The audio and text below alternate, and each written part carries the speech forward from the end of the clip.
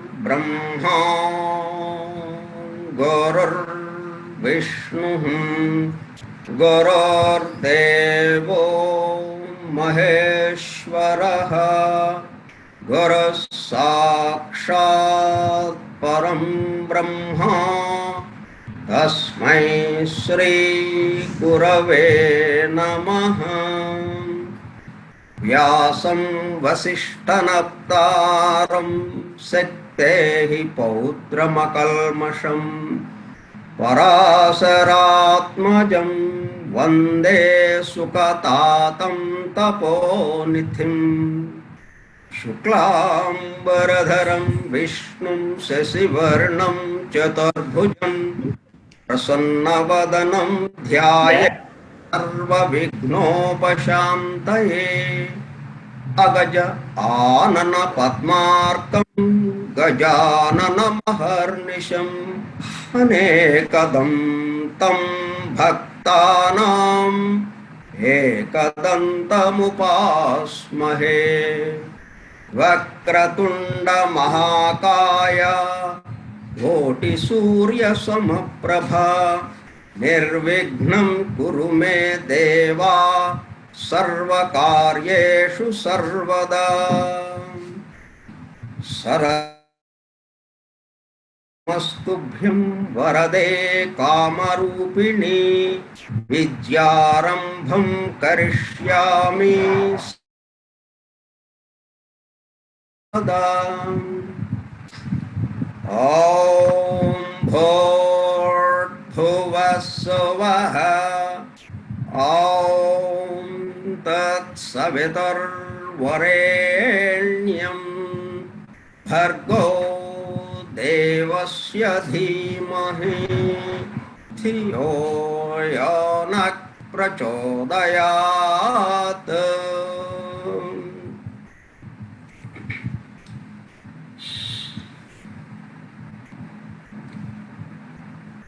O hidden life, vibrant in every atom, O hidden light, shining in every creature, O hidden love, embracing all in oneness, may each who feels himself as one with thee know he is also one with every other.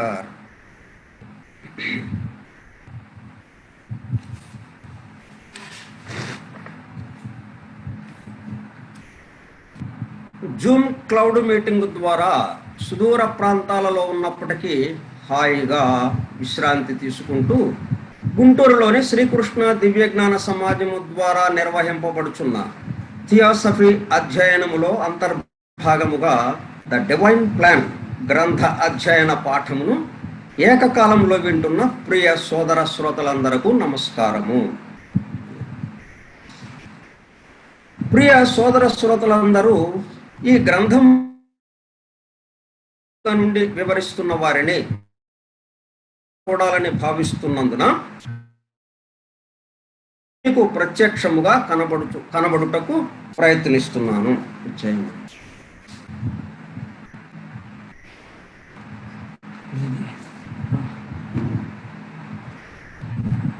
Okay, ఏం పెట్టావు?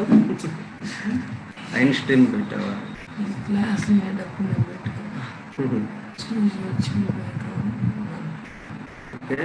తిరగ very good.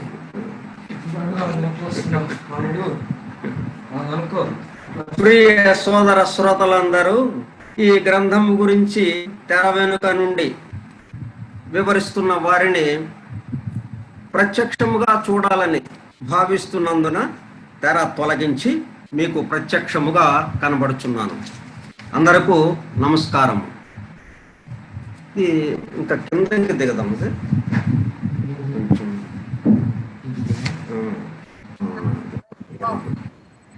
Okay okay, very good. అందరికీ నమస్కారం. ఇప్పుడు సరిపోయింది.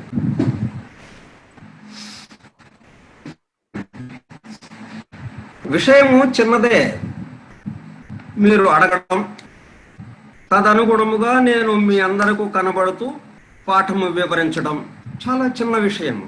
కానీ దీని వెనుక ఎంత గంభీరమైన విషయం ఉన్నదో కొంత పరిశీలిద్దాం. ఈ సన్యాసం గురించి వివరించుకుందాం. బ్లావెట్స్కీ మాత వ్రాసిన 2 మహత్ గ్రంథములు పేర్లను గమనించిన ఒకటి ఇంకొక దానికి ఎలా దారి తీస్తున్నదో తెలుస్తున్నది. ఐసిస్ అన్వైల్డ్, తెర తొలగింపు, ఎటు దారి తీస్తున్నది? The secret doctrine. ఒకటి ఇంకొకటి దానికి దారి తీస్తున్నది. స్థూల జగత్తులో కూరుకుపోయిన మానవులకు ప్రకృతి మాత అంటే ఐసిస్ తన మాయ అనే తెరను, తన మేలి ముసుగును తొలగించగా ఐసిస్ అన్వైల్డ్, ఒక అద్భుత దృశ్యము, వెలుగు, సత్యము ఆవిష్కృతమవుతుంది. ఆ 2 పేర్లు చాలు మనకు. అసలు లోపలికి వెళ్ళే పని లేకుండా ఆ 2 పేర్లతోనే మనకి ఆ సత్యాన్ని దర్శించడానికి అన్నట్టుగా ఇచ్చారు ఆ పేర్లు. ఆ పేర్లలోనే ఎంత నిగూఢమైన అర్థం ఉందో చూడండి. ఈ విధానమును నేను మీకు ప్రత్యక్షంగా కనబడిన ఆ దానికి, నేను మీకు కనపడుతున్న దానికి, అంటే నిన్నటి వరకు కనపడలేదు, నేను ఈ క్షణం కనిపిస్తున్నాను మీకు. ఇట్లా ఈ సన్నివేశానికి ఉన్న సంబంధాన్ని మనం చూసుకుందాం. మరింతగా మీకు అర్థం కాగలదు. ముందు మీకు నాకు మధ్య ప్రత్యక్షంగా చూడడానికి వీలు లేకుండా ఏమున్నది? తెర. ఆ తెర ఎవరు తొలగించారు? ఆ తెరను అడ్డుగా ఎవరు పెట్టారు? వారే. తెరను ఎవరు తొలగిస్తారు? మనం వెళ్ళి తొలగిస్తే అది తొలగిపోదు. ఓ మేము వచ్చాం, తెరది అని అంటే ఎవరు తీయరు? అభ్యర్థించాలి, తీయండి అనాలి, అప్పుడు వాళ్ళు తీస్తారు. సినిమా హాలోడు కూడా వాడు ఎప్పుడు తీస్తాడు? మనం టికెట్ కొని లోపలికి వెళ్తే, అంతేగాని టికెట్ అంటే వాడు ఎందుకు తీస్తాడు? తీయడే కదా, అసలు లోపలికే రానివాడు మనల్ని. ఇది సంగతి. ఆ తెర ఎవరు తొలగించారు? ఆ తెరను అడ్డుగా ఎవరు పెట్టారో వారే. అంటే ఈ ఉదాహరణలో నేనే కదా.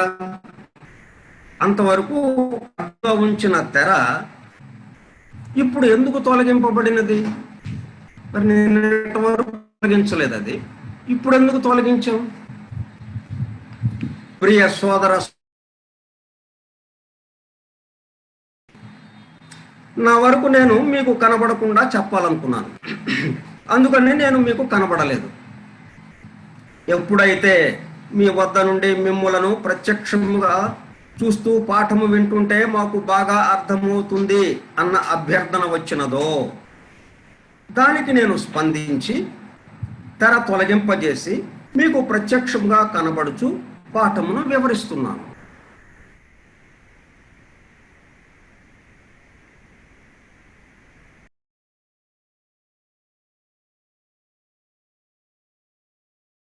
అర్థం చేసుకుంటే మొత్తం సృష్టి సమస్తం మన దగ్గరే ఉంటుంది, మన ముందే ఉంటుంది.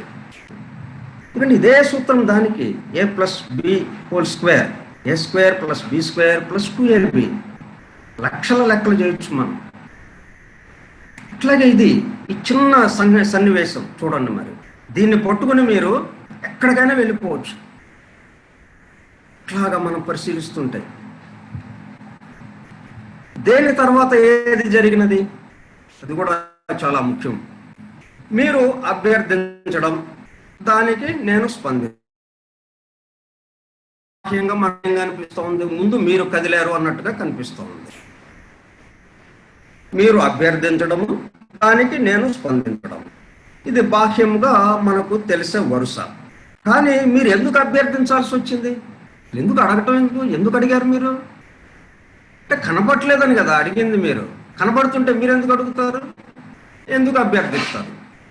కనబడడం లేదు కాబట్టి, మిమ్మల్ని చూడాలని మేము అనుకుంటున్నాం కాబట్టి మీరు అభ్యర్థించారు.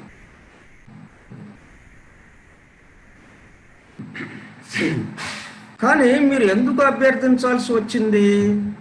అడ్డుగా తెర ఉండి నేను కనబడడం లేదు కాబట్టి. అదే నేను కనబడుతుంటే మీరు అభ్యర్థించడం ఉండదు కదా.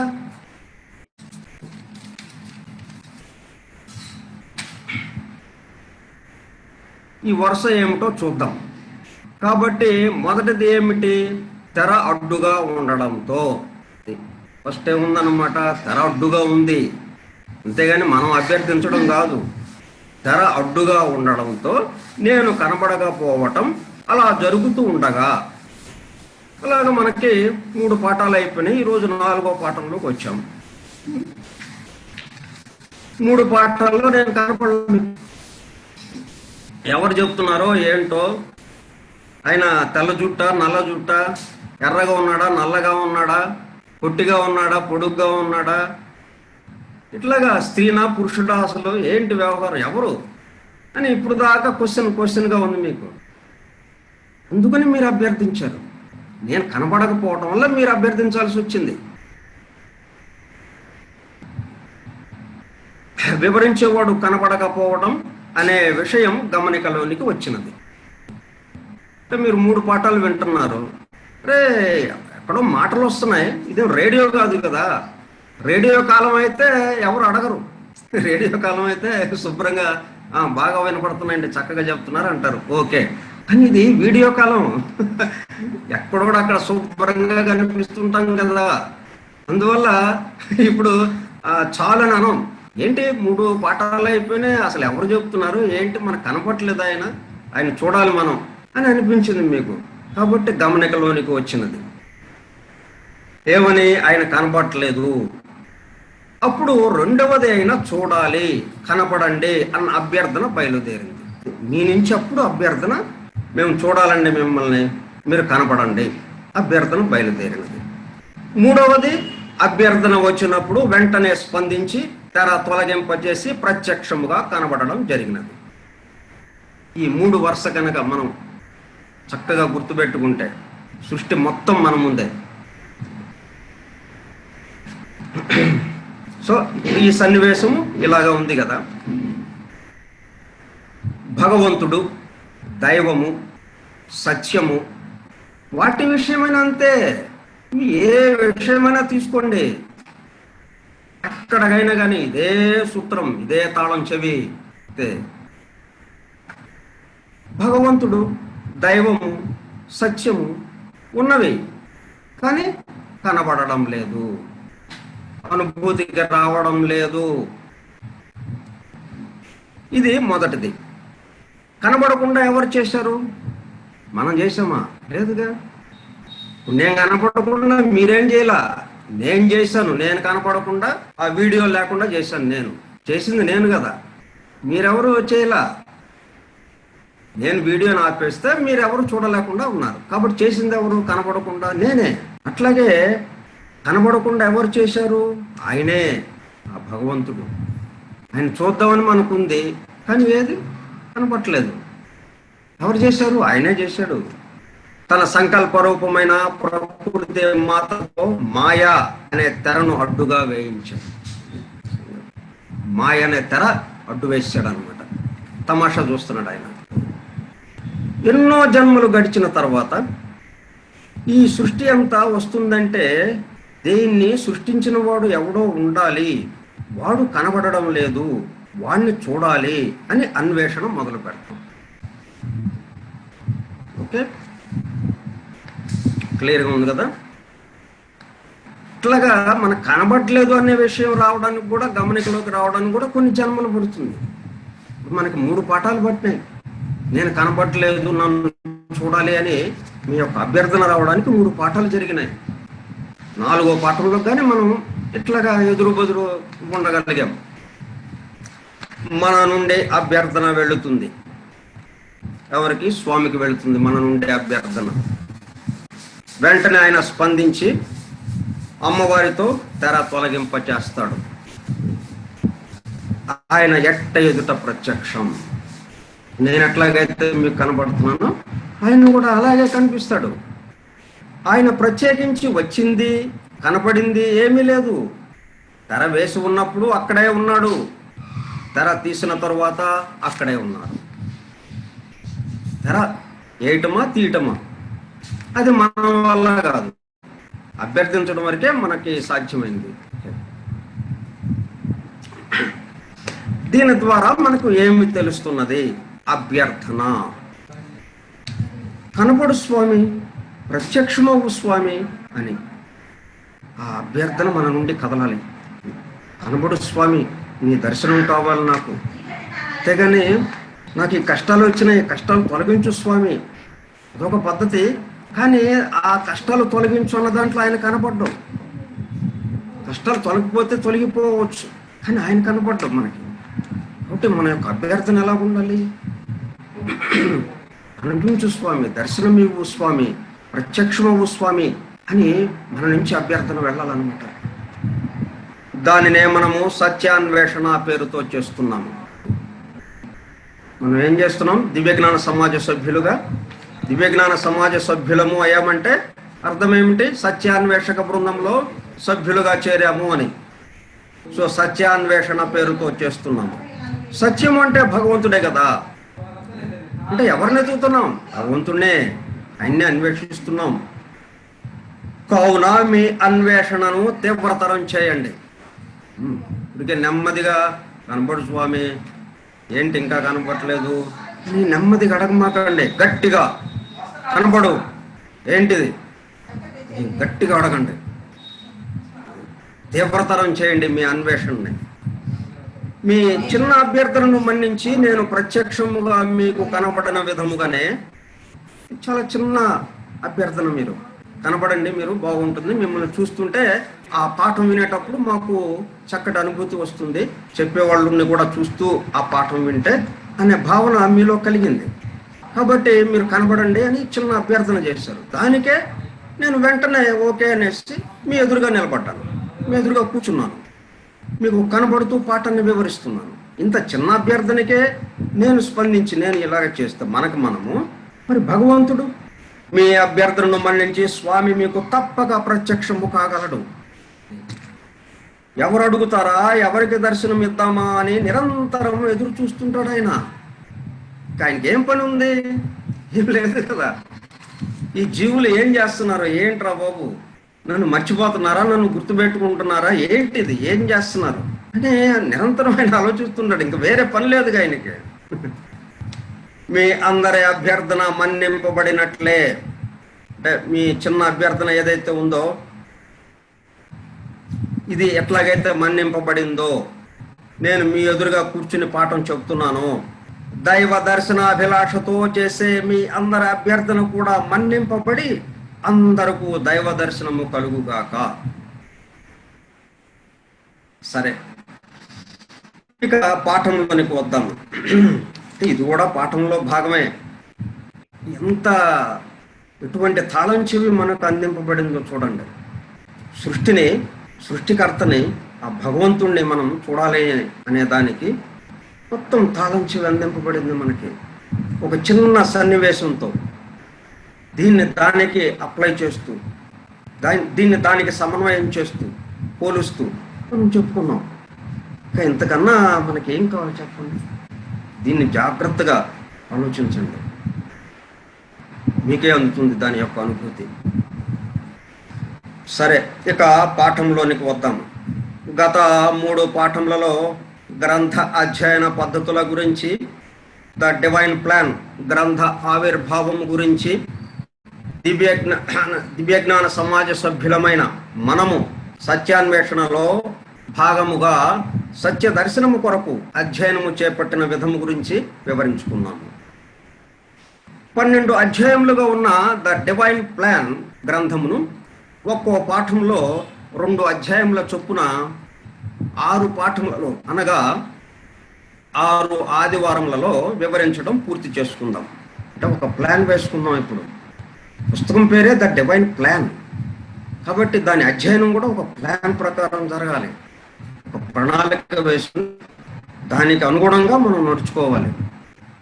నేను సృష్టి కూడా అట్లాగా నడుస్తూ ఉంది కాబట్టి వీటన్నిటినీ మనం క్రోడీకరించుకుంటూ అనుగుణముగా ప్రకృతి నియమ నిబంధనలకు అనుగుణంగా, ప్రకృతి ధర్మములకు అనుగుణముగా మన యొక్క నడత ఉండాలి. దానికి సంకేతంగా మనం ఈ మాదిరిగా చేసుకుంటాం. 6 ఆదివారములలో వివరించడం పూర్తి చేసుకుందాం. ఎలా పూర్తి చేయాలి, ఎప్పటికీ పూర్తి చేయాలి మొదలైన అంశములకు సంబంధించి ఒక ప్రణాళిక, ఒక ప్లాన్ వేసుకుని ఆ ప్రణాళిక ప్రకారం ఆ ప్రణాళికను అనుసరిస్తూ, ప్రణాళిక వేసుకుంటే సరిపోదు కదా, ప్రణాళిక అంటేనే యాక్షన్ ఓరియంటెడ్. అది ప్లాన్ వేసామా, ఇక నెక్స్ట్ స్టెప్ యాక్షన్.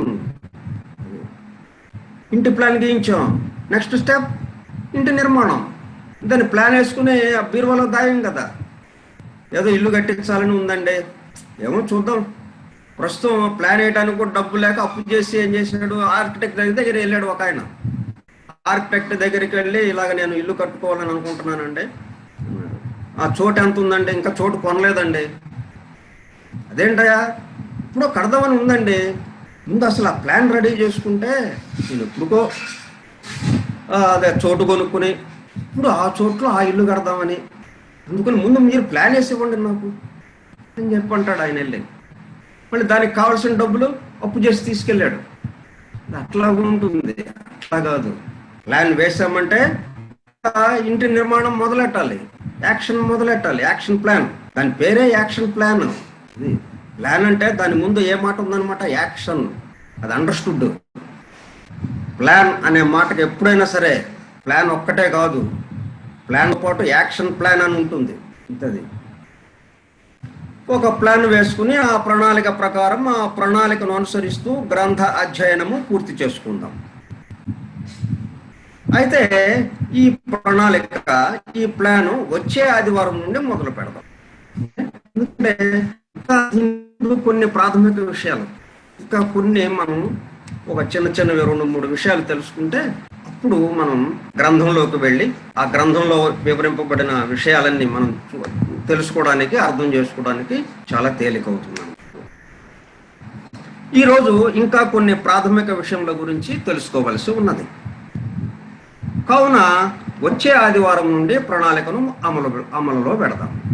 ఓకే, ఎందుకు ఈ విధముగా ప్రణాళిక వేసుకుంటున్నాము? ప్రణాళిక వేసుకోకుండా ఏదో మనకి అనిపించింది ఒక్కొక్క వారం ఒక్కొక్కటి చెప్పుకుంటూ వెళ్ళిపోవచ్చు కదా. గ్రంథము పేరే ద డివైన్ ప్లాన్, దివ్య ప్రణాళిక. కాబట్టి ఆ దివ్య ప్రణాళిక గురించి వివరించుకునే మనము అదే పద్ధతిని అనుసరిస్తూ ప్లాన్ ప్రకారం, ప్రణాళిక ప్రకారం పని పూర్తి చేయదముగాక. సో ఈ రాబోయే 6 వారాల్లో మనం ఒక దీక్షగా, ఏదో పని ఉందండి ఈ క్లాస్కి రావటం లేదులేండి, నేను నెక్స్ట్ క్లాస్కి వస్తానండి కాదు. ఈ 6 క్లాసులు మనం వినాలి. ఎందుకు? సత్య దర్శనం కావాలి అంటే secret doctrine, the secret doctrine గ్రంథం మనకి కరతలామలకం అవ్వాలి అంటే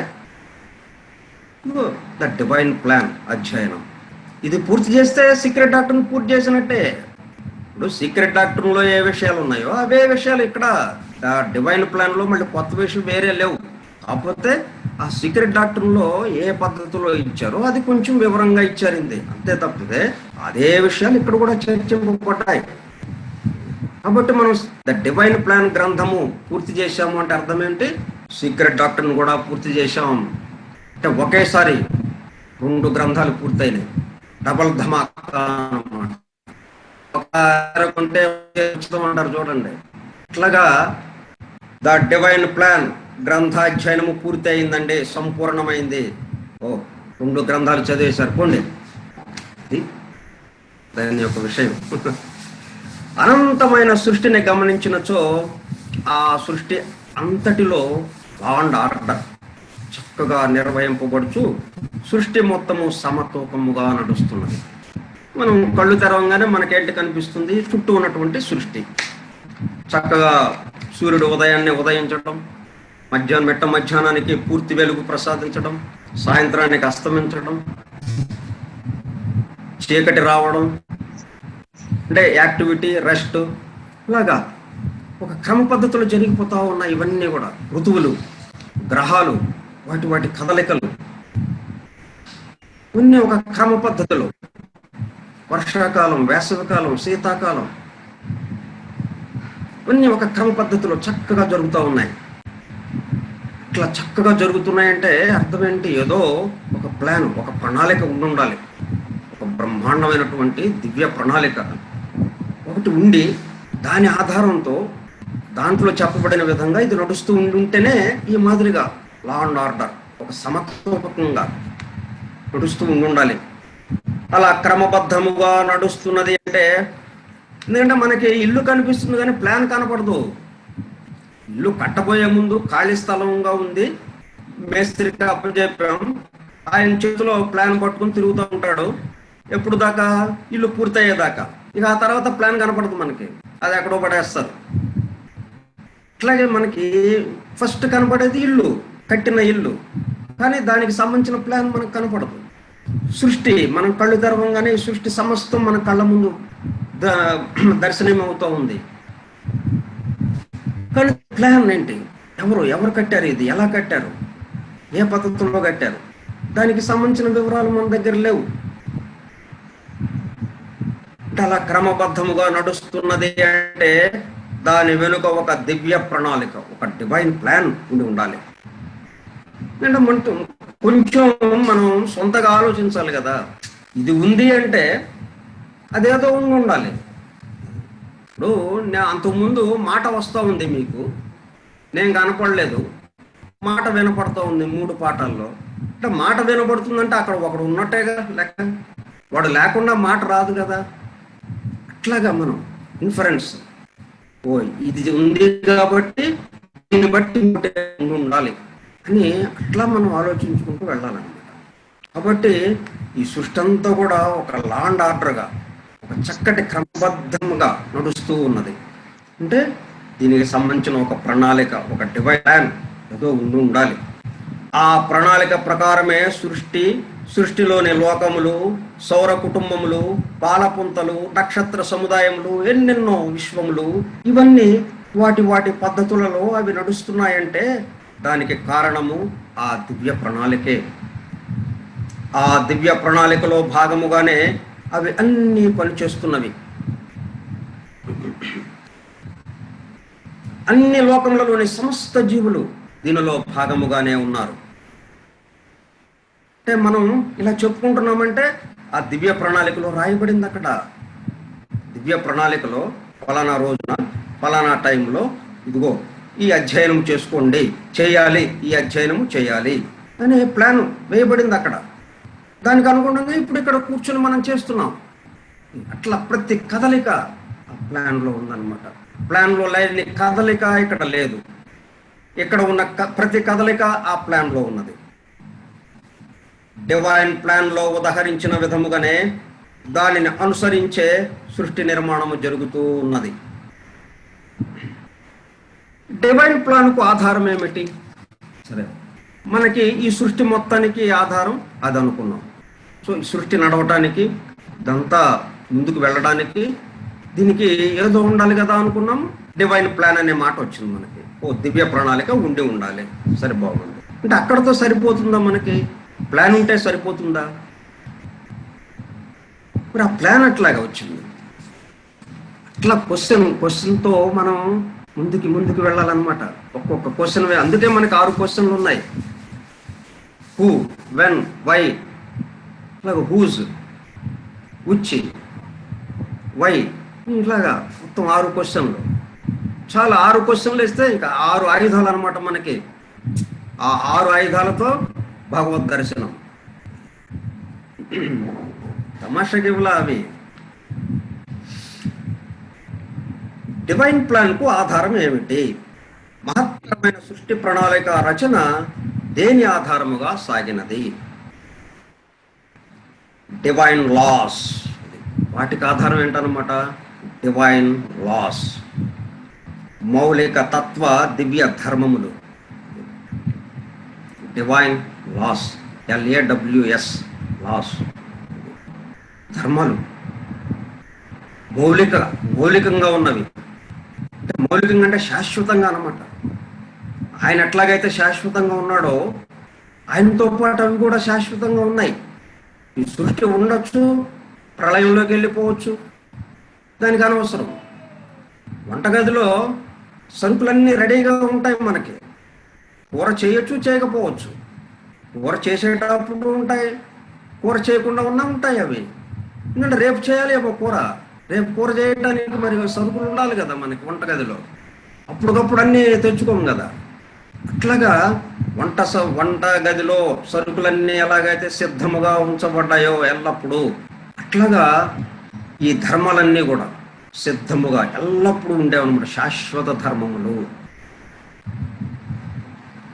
వాటిని ఆధారం చేసుకుని ఈ ప్రణాళిక రచన సాగిందనమాట. ఈ డివైన్ ప్లాన్ గీయటానికి కుదిరిందనమాట. కాబట్టి ఇప్పుడు మనకు ఒక వరుస దొరికినది. ఇట్లా ఎక్కడికక్కడ జాగ్రత్తగా ఏం చెప్పుకుంటూ వెళ్ళిపోవటం కాదు.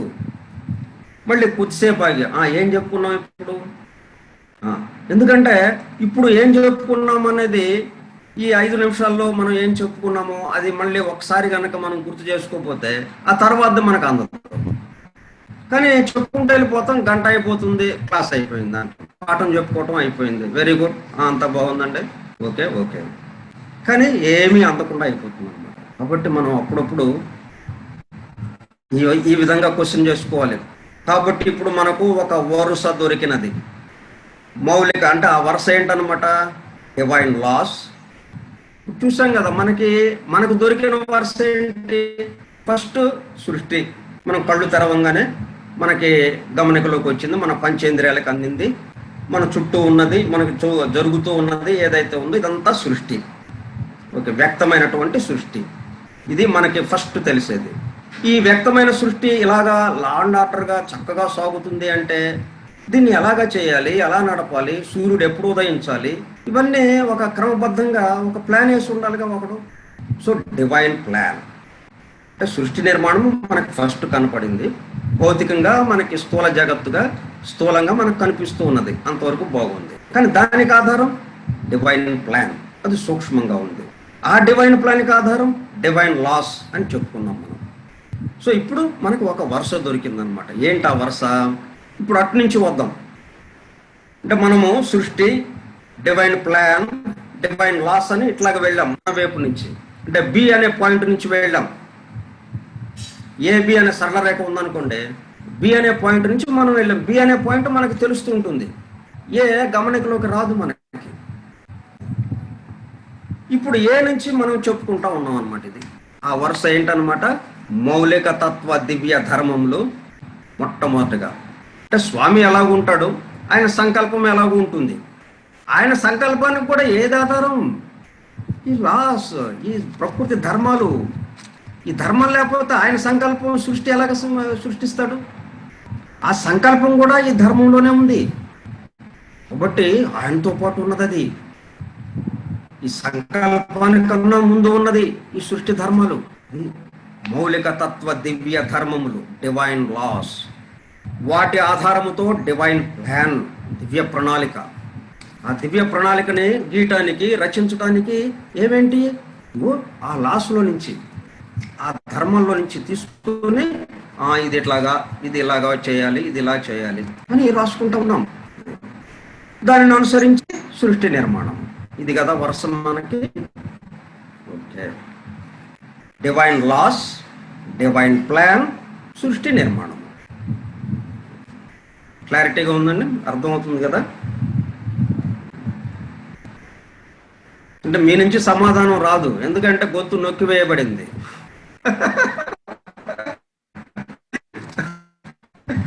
ఓకే, మౌనం అర్థాంగీకారం అని చెప్పి అట్లా అనుకుంటా, అర్థమైంది అనుకుంటా.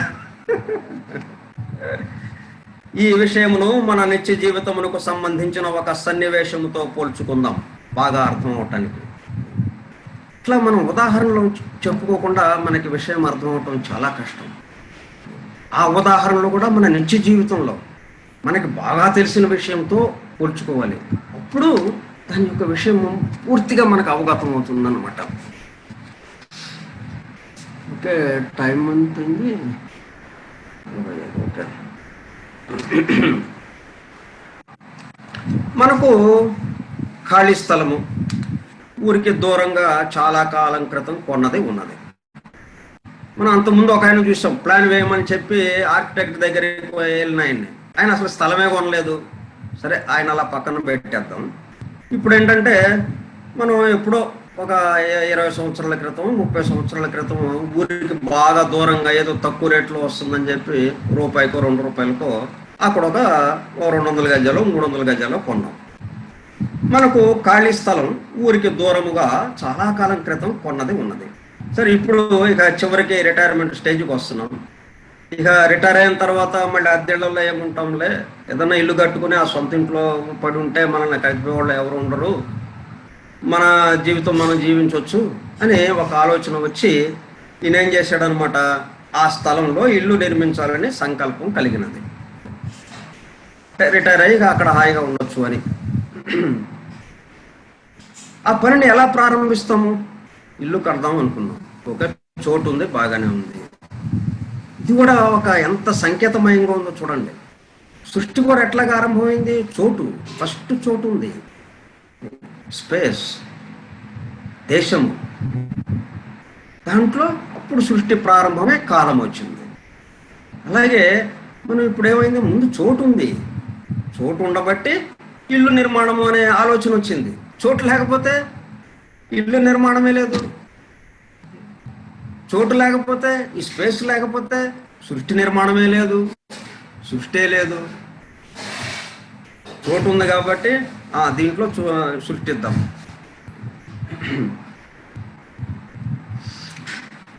ముందుగా ఆర్కిటెక్ట్తో ఇంటి ప్లాన్ గీయించి, ముందు ఆర్కిటెక్ట్ ఎక్కడ ఉన్నాడో ఎత్తుక్కుంటాం.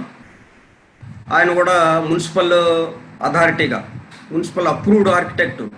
ఎందుకంటే మామూలు వాళ్ళకి ఇచ్చామంటే ఆ మున్సిపాలిటీ వాళ్ళు లేని పని గోల పెడతారు. ఇది ప్లాన్ ఇది రూల్ ప్రకారం లేదని అంటారు, అది లేదంటారు, ఇది లేదంటారు. అందుకని మున్సిపాలిటీ అప్రూవ్ చేసిన ఇంజనీర్స్ కొంతమంది ఉంటారు.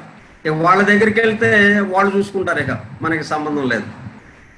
ఇప్పుడు ఆయన దగ్గరికి వెళ్ళి ఇంటి ప్లాన్ గీయించి మున్సిపాలిటీలో అప్రూవ్ చేయించుకుని అప్పుడు ఇంటి నిర్మాణము ప్రారంభిస్తాం కదా. మనం ఇల్లు కట్టాలి అంటే ఏం చేస్తాం? ఇంటి ప్లాన్ ముందు ప్లాన్ గీయించుకుంటాం, అది మున్సిపాలిటీ వాళ్ళతో అప్రూవ్ చేయించుకుంటాం. అప్పుడు ఆ ప్లాన్ ప్రకారం ఇల్లు కట్టడం మొదలు పెడతాం. ఇది కదా మనకి ఒక పద్ధతి. సరే, ప్లాను, అప్రూవల్, ఇంటి నిర్మాణం. ప్లాన్ వేసేవారు ఎలా వేశారు మరి చూడండి. ప్లాన్ ఏదో ఆయన తోచింది వేసాడా ఆర్కిటెక్టు? ఆయనకేదో బీటెక్ ఆర్కిటెక్ట్లో నేర్చుకున్నాడు కొన్ని విషయాలు, ఆ విషయాల వరకే లేదు అక్కడ. ఇంకా ఏమి జోడించాల్సి వచ్చింది? అంతకు ముందే ప్రభుత్వము వారు మున్సిపల్ పరిపాలనా శాఖ ద్వారా కొన్ని నియమ నిబంధనలు ఏర్పరచగా, మీరు ఇల్లు కట్టాలి అంటే ఇదిగో ఇంత ఖాళీ స్థలం వదలాలి, ఇది ఇలాగ ఉండాలి, ఇది ఇంత ఎత్తు ఉండాలి అని ఇవన్నీ కొన్ని నియమ నిబంధనలు ఏర్పాటు చేశారు మున్సిపాలిటీ వాళ్ళు, ప్రభుత్వం వాళ్ళు. అందుకని ఇప్పుడు ఈ ఆర్కిటెక్టు ప్లాన్ ఎలా గీస్తాడు? వాటిని దగ్గర పెట్టుకుంటాడు, ఆ రూల్స్ అన్నిటినీ, ఆ నియమ నిబంధనలన్నిటినీ. దగ్గర పెట్టుకుని దానికి అనుగుణంగా ఈయన బీటెక్లో నేర్చుకున్నాడు చూసారా, అంటే ఇల్లు ఎలాగా నిర్మించాలి అందంగా, గాలి తర్వాత వెలుగు, గాలి వెలుతురు బాగా వచ్చేటట్టుగా ఎట్లా నిర్మించాలని అక్కడ నేర్చుకున్నాడు ఆయన. అవేమో అక్కడ నేర్చుకున్నవి ప్లస్ ఈ మున్సిపాలిటీ వాళ్ళ యొక్క నియమ నిబంధనలు, ఈ రెండింటిని జోడిస్తూ ఆయన ప్లాన్ గీస్తాడనమాట. ప్లాన్ గీయగా వాటి ఆధారముతోనే ప్లాన్ అప్రూవల్ అవగా. ఇప్పుడు ప్లాన్ అప్రూవల్ చేయాలన్న వాళ్ళకి ఆధారం ఏంటి? ఆ రూల్సే, ఆ నియమ నిబంధనలే. ఆ అప్రూవల్ అయిన ప్లాన్ను అనుసరించి ఇంటి నిర్మాణము పూర్తి కాబడుతుంది. మనం ఇందాక చెప్పుకున్నటువంటి సృష్టి నిర్మాణము, డివైన్ లాస్, డివైన్ ప్లాన్ నిర్మాణము. ఇంటి నిర్మాణానికి సంబంధించి మున్సిపల్ శాఖకి కావలసినటువంటి నియమ నిబంధనలు, ఇవి డివైన్ లాస్ అనమాట. డివైన్ లాస్ ఏంటి? మున్సిపాలిటీ వారు ఏర్పరిచినటువంటి, ప్రభుత్వం వారు మున్సిపాలిటీ శాఖ ద్వారా ఏర్పరిచిన నియమ నిబంధనలు ఏవైతే ఉన్నాయో అవి డివైన్ లాస్. తర్వాత దాని ప్రకారం డివైన్ ప్లాన్ వచ్చేసింది, ఇంటి ప్లాన్ వచ్చేసింది. దాని ప్రకారం సృష్టి నిర్మాణము, ఇంటి నిర్మాణము. క్లియర్గా ఉంది కదా అన్నమాట. ఇప్పుడు ద డివైన్ ప్లాన్ గ్రంథంలో చర్చింపబడిన విషయాలు ఇవి. నేనే సొంతగా చెప్పడం లేదు. ఏదైనా ఉదాహరణలు అటువంటి ఏదైనా కొన్ని కొంచెం సొంత పైత్యం చేర్చినా అసలు విషయం మాత్రం అది.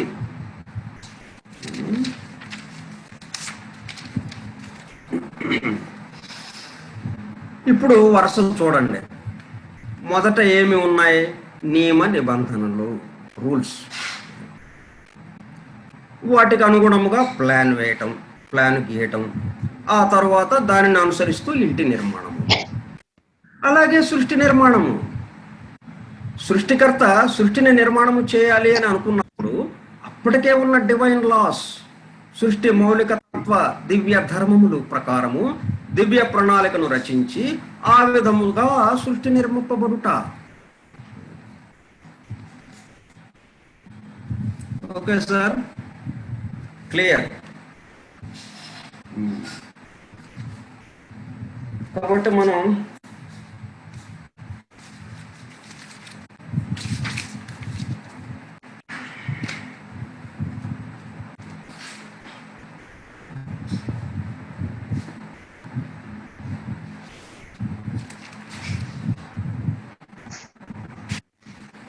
అయితే దీంట్లో మనకి ఈ గ్రంథంలో మన సీక్రెట్ డాక్టర్ని చదువుతుంటే ఏమవుతుంది? ఇప్పుడు మనం ప్లాన్ చదివాం అనుకోండి, ప్లాన్లో రూల్స్ ఉంటాయా? రూల్స్ ఉండవు కదా. సృష్టి నిర్మాణం జరుగుతాం, ఇంటి నిర్మాణం జరుగుతూ ఉంది. ఇంటి నిర్మాణంలో ప్లాను, ఆ ప్లాన్ వేయటానికి కావాల్సినటువంటి నియమ నిబంధనలు ఉంటాయా? బయట విడిగా చదువుకోవటానికి మనం ఉండవు. ఆ రెండు ఏమవుతాయి? ఈ ఇంటి నిర్మాణంలో కలిసిపోతాయి. అట్లాగే ఈ సృష్టి నిర్మాణం కూడా, ఈ సృష్టి నిర్మాణంలో ఇవన్నీ కలిసిపోయినాయి. ఏవి? Divine plan, divine laws. మరి వాటిని విడిగా తెలుసుకోకపోతే మనకేమీ అర్థం కాదు. వాటిని డివైన్ ప్లాన్ ఏంటి, ఆ డివైన్ ప్లాన్కి ఆధారంగా ఉన్నటువంటి డివైన్ లాస్ ఏంటి, వాటి గురించిన వివరం మన దగ్గర లేకపోతే, వాటికి సంబంధించిన అవగాహన మనకు లేకపోతే ఈ సృష్టి అర్థం అవ్వడం అనే ప్రశ్నే లేదు. మనకు ఎదురుగా ఉన్నటువంటి స్థూల జగత్తు, ఇది ఎఫెక్ట్ మనకి అర్థం అవటం ఏంటి? అర్థం అవ్వదు. ఎందుకంటే ఎప్పుడు ఒకలాగా ఉండదు. అది ఎఫెక్ట్ ఎప్పుడు మార్పులకు గురయ్యేది. చేంజ్. ఈ నిమిషం ఉన్నది మరో నిమిషం ఉండదు. ఇవాళ ఉందా రేపు కనుమరుగైపోతుంటుంది. ఎక్కడ పరిశీలిస్తావు, ఎక్కడ పరిశోధిస్తావు నువ్వు? కాబట్టి దీన్ని నడుపుతున్నటువంటిది శాశ్వతమైనది ఏది ఉందో అది పట్టుకుంటే మనం, అప్పుడు దీని యొక్క విషయం చక్కగా మనకు అర్థమవుతుంది. దీంట్లో మన యొక్క కర్తవ్యం ఏమిటో తెలుసుకుని దాంట్లోకి దానిలాగా మనం వెళ్ళటానికి వీలవుతుంది. అందుకని సీక్రెట్ డాక్టర్ మనకి ఎందుకు అర్థం కావడం లేదు, చాలా కష్టంగా ఉంటుందండి. లైబ్రరీలో అదంతా చదువు మనకి దుమ్ము పట్టేసి ఉంటాయా, మనకి ఎవ్వరు తీసుకోరు ఆ గ్రంథాన్ని. ఇంటికి తీసుకెళ్ళి చదువుతామండి అని సీక్రెట్ డాక్టర్ని తీసుకెళ్ళిన వాళ్ళు బహు తక్కువ. అందుకని లైబ్రరీన్లు ఏం చేస్తారు, ఆ పుస్తకం ఇస్తారా అని అంటే, అయ్యో చాలా మంది చూసారులే ఇది, నీకు నువ్వేం చదువుతావు, పెద్ద పెద్దోళ్ళే చదవలేక ఇక్కడ పెట్టేసి కూర్చున్నారు అని అంటారు వాళ్ళు. అది ఈకే గారికి జరిగిన అనుభవం అది. మాస్టర్ ఈకే అని మనం ఎవరినైతే అంటున్నామో, ఎకరాల కృష్ణమాచార్య 1962 ప్రాంతంలో ఇదే లాడ్జిలో, మన లాడ్జిలో ఆ అనుభవం జరిగింది ఆయనకి. సీక్రెట్ డాక్టర్ను ఆ పేరు అంతకుముందు విన్నారు, ఆయన చిన్నప్పుడే విన్నారు వాళ్ళ నాన్నగారి దగ్గరే. సరే లైబ్రరీలో చూస్తా పుస్తకాలు ఏమున్నాయని జ్యోతిషం క్లాసులు చెప్పడానికి ఆ వేదికను తీసుకున్నారు. ప్రతి ఆదివారం అక్కడ జ్యోతిషం క్లాసులు చెప్పేవారు లాడ్జిలో.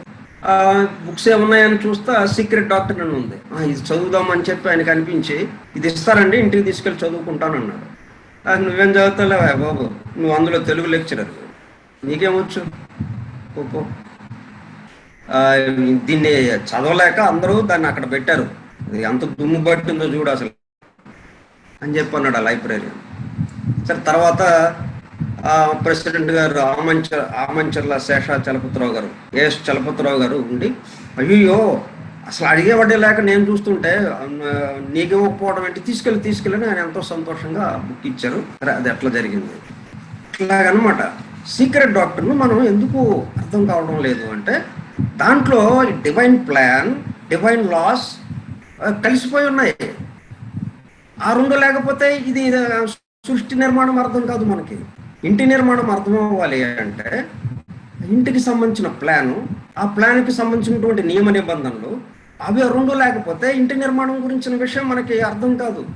చూస్తాం ఇల్లు ఆ గది ఉంది, ఈ గది ఉంది, ఇంత ఎత్తుంది, 2 అంతస్తులు 3 అంతస్తులు ఇవి చూస్తాం, అంతే తప్పితే దాని గురించిన సమస్త విషయాలు మనకు అవగాహనలోకి రావు. అలాగే సృష్టికి సంబంధించిన సమస్త విషయాలు అవగాహనకి రావాలి అంటే ఇప్పుడు డివైన్ ప్లాన్ కావాల్సిందే. ఇది ఎట్లాగా నడపబడుతుంది, ఈ డివైన్ ప్లాన్కి ఆధారం డివైన్ లాస్. ఏ సృష్టి మౌలిక తత్వ ధర్మాలు ఏవేవైతే ఉన్నాయో వాటి ద్వారా ఇది ఎలా నడపబడుతుందో అవి ఆ వివరాలు మనకు ఉంటే కానీ అప్పుడు ఇది మనకి చక్కగా అనుభూతి రాదన్నమాట. అందుకని ఈయన ఏం చేశాడంటే దాన్ని విడదీశాడు. దాంట్లో కలిసిపోయి ఉన్నటువంటి డివైన్ ప్లాన్, సృష్టి మౌలిక తత్వ ధర్మాలు ఏవైతే ఉన్నాయో డివైన్ లాస్, వాటిని విడదీసి బయటికి తీసి ఆ డివైన్ లాస్ గురించే చెప్పుకుంటా వచ్చారనమాట. మళ్ళీ ఆ డివైన్ లాసు ఈ సీక్రెట్ డాక్టర్లో ఆ పేరాలో లేకపోతే ఆ శ్లోకంలో ఆ శ్లోక వివరణలో ఎట్లాగా ఇచ్చారో మళ్ళీ అది కూడా ఇచ్చారనమాట. అక్కడ అట్లా జమిలిగా నడిచిందనమాట. సీక్రెట్ డాక్టర్లోనేమో 3 కలిసిపోయి ఉన్నాయి ఒకే విధంగా. ఇప్పుడు మనం ఎట్లాగైతే ఈ భౌతిక దేహము, ప్రాణము, మనస్సు విడివిడిగా మనకేం కనపట్లేదు, అంతా కలిసిపోయి ఉంది.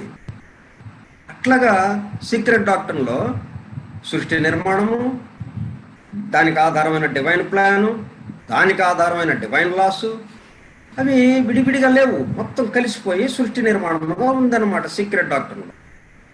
అందుకే అంతుపట్టడం లేదు మనకి. అందుకని ఈయనేం చేశాడంటే దాన్ని విడదీశాడు, బయటకు తీశాడు. దాన్ని తీసి ఇదిగో ఇది డివైన్ ప్లాన్, ఈ డివైన్ ప్లాన్కి ఆధారమైనవి ఇదిగో డివైన్ లాస్. ఇవి ఆ లాస్ గురించి, ఆ ధర్మాలు, మౌలిక తత్వ ధర్మాలు, వాటి గురించి చక్కగా వివరిస్తూ ఇది సీక్రెట్ డాక్టర్లో ఎలాగ ఇచ్చారు అని చక్కగా ఇచ్చారన్నమాట. 12 చాప్టర్స్, అంటే ముఖ్యంగా 12 ధర్మాల గురించి ఆయన చర్చించారనమాట. జాఫ్రీ బర్బరకా తన ద డివైన్ ప్లాన్ గ్రంథంలో ఆయన ఆ విధంగా చేశారు. కాబట్టి 12 రకాల ధర్మాలు ముఖ్యంగా ఉన్నాయి. అంటే బ్రాడ్గా ఆ 12 కనుక మనం తెలుసుకుంటే దాదాపుగా మనం సంపూర్ణ అవగాహన వచ్చినట్టు అవుతుంది అనమాట. అందుకని ఆ 12 గురించి మనం ఇక తెలుసుకుందాము. వాటిలో ఊరికే ఇప్పుడు నమూనాగా పేర్లు చెప్తాను. మరి ఇక అసలు ఆ ధర్మాలు అంటున్నారు, ఏ ధర్మాలో ఏంటో అన్నట్టుగా అయిపోతా ఉంది. కనీసం ఆ పేర్లన్నా చెప్పండి బాబు అన్నట్టుగా ఉంది. అందుకని కొంచెం ఆ పేర్లు చెప్పుకుందాము. పేర్లు చెప్పుకుని నెక్స్ట్ పాఠంలో మనం ఒక 2 డేస్ చొప్పున ఒక్కొక్క పాఠంలో నేర్చుకుందాం, మనం వివరించుకుందాం.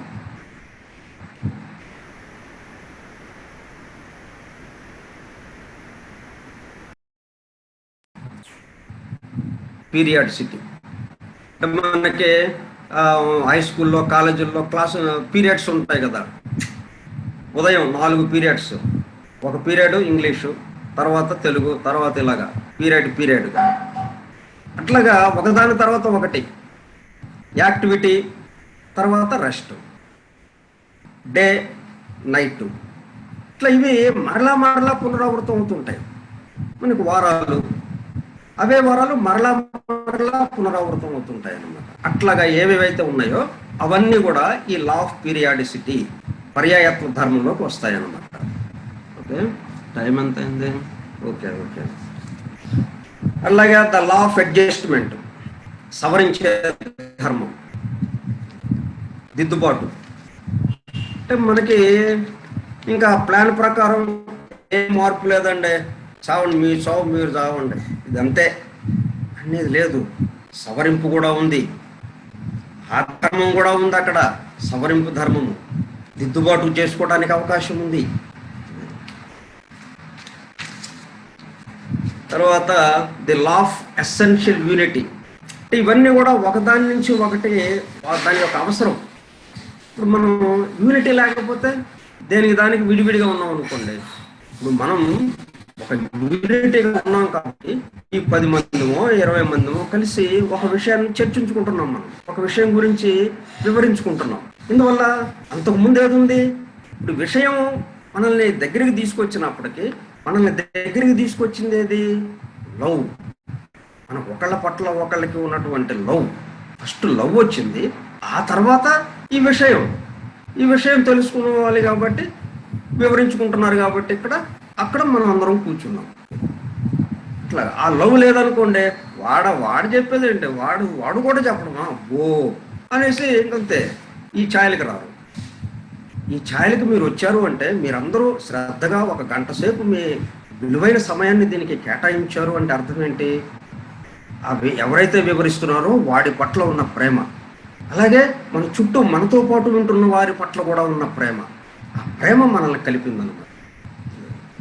అట్లా కొన్ని ఎసెన్షియల్ యూనిట్. అలాగే law of self unfoldment, law of motion, కదలిక లేకుండా అసలు సృష్టి లేదు కదా, ఆగింది అన్నది లేదు. మనకి పగలు వెళ్ళిపోయింది, రాత్రి వచ్చింది, బాగానే ఉంది. మళ్ళీ పగలు ఎలాగ వచ్చిందండి అంటే కదలిక వల్ల. పగలు రాత్రికేసి వెళ్తా ఉంది, రాత్రి పగలకేసి వెళ్తా ఉంది. ఇట్లా ప్రతిదీ కూడా అనమాట. అది ఎలాగా ఆవరాలని దాంట్లో చర్చించారనమాట. అలాగే సెప్టెనరీ లా మనకి అతి ముఖ్యమైనది, బాగా మన అందరికీ బాగా పరిచయం ఉన్నది. 7 లోకాలు, 7 శరీరాలు, అలాగే 7 ఏవేవైతే ఉన్నాయో ఆ విభాగం కింద అదంతా చెప్తారనమాట.